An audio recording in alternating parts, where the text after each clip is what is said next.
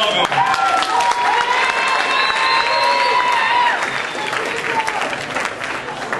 Well, can you hear me? Great.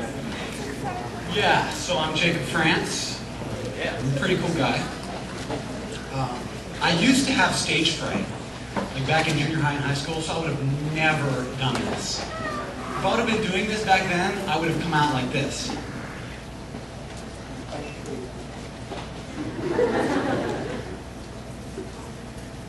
You know, like when you're 14 and you're holding a girl's hand for the first time?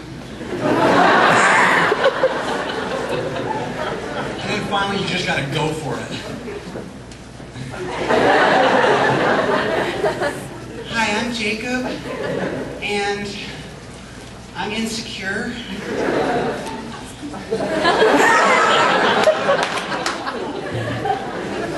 That's how I was. I was not exactly cool. I know that's probably hard to believe that there was a time when I wasn't cool because, you know, I worked with Dr. Shoemaker, and let me tell you, he's the epitome of cool. He's here somewhere. I'll tell you something about Dr. Shoemaker. That guy can use some big words. And the difference between when Dr. Shoemaker uses big words and when, like, I do or somebody else is that he actually knows what they mean. Like, I was talking to Bruce Denethorn the other day, and Bruce was like, well, I mean, we don't need to do that per se. And I was like, Bruce, what does per se mean? And he's like, well, I was just saying, like, I'm a person, and I was saying. I was like, that's definitely not what that means. But yeah, there was a time when I wasn't cool like that. I will tell you something about this, just to make Bruce feel a little better. A lot of us use words we don't know what they mean, and we think we do sort of fit them in. Like, for example, the word shrug. You're probably thinking, well, I know what that means. You shrug your shoulders, right? Or you shrug one shoulder. But can you use that in any other context other than your shoulders? Can you shrug anything else? Can you shrug your hips? I don't know.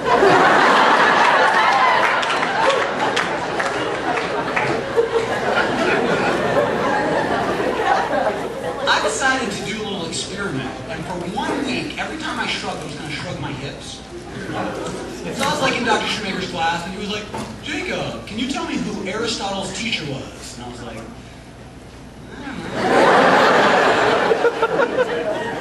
Socrates? Plato?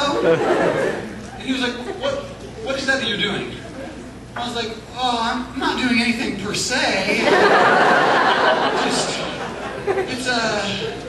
It's a Neoplatonic structure through which I could communicate the various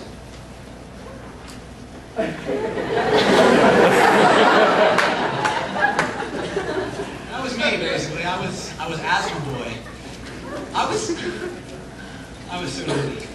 I was that kid, like in every group of friends. There's one of these in every group. I was the kid who was like lactose intolerant. I mean, that wasn't my fault necessarily, but it's just not cool to be lactose intolerant. If you're lactose intolerant, you will never be the hero. At best, you'll be like the sidekick. You know? Like Robin. Like Batman's like in the Batmobile in some high-speed chase, and Robin's like in the passenger seat, like.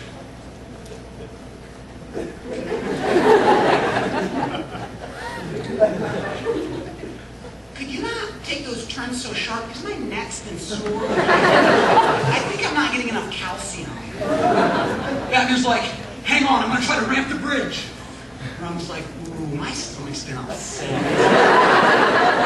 I think Alfred put some milk in that cake he made for us. Batman's like, I'm going to ignite the turbo engines. Robin's like, and I told him to use soy milk whenever he cooks. It's just not cool. It's not cool to be lactose intolerant. There's no way to make it cool. But that was how I was. I was that kid who starts every sentence by like putting his finger in the air, like.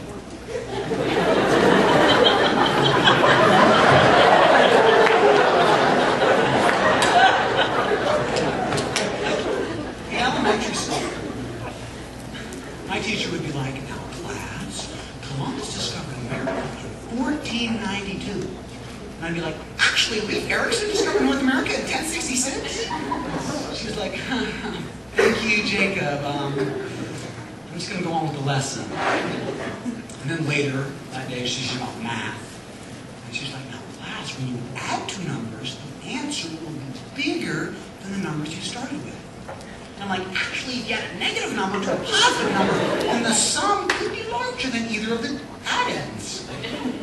She's like, oh, Jacob, thank you. Maybe you should be homeschooled.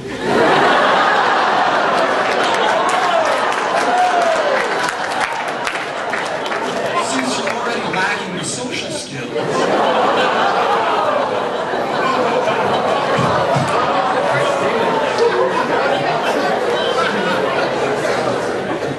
Now, you know it's bad. Even being homeschooled can't make you any worse. And I was homeschooled for a couple of years. And I had a lot of time to think about what is it about homeschool that makes homeschoolers the way they are.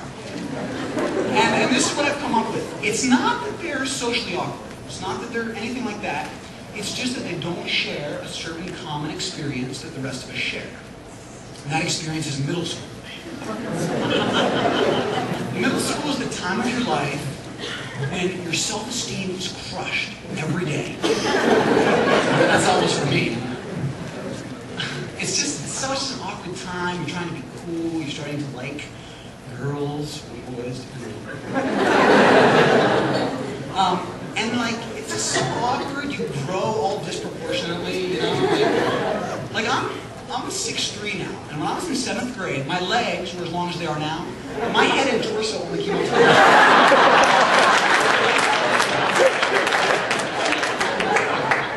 I was like some kind of weird midget on stilts.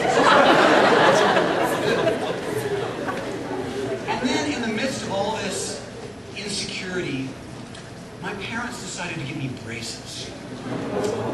My mom said to my dad, George, don't you think we should get Jacob some braces? I mean, look at the boy.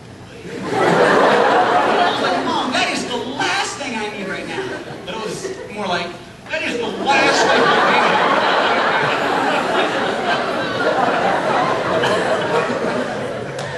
need. My dad was like, ooh, what needs braces? Get him braces, huh?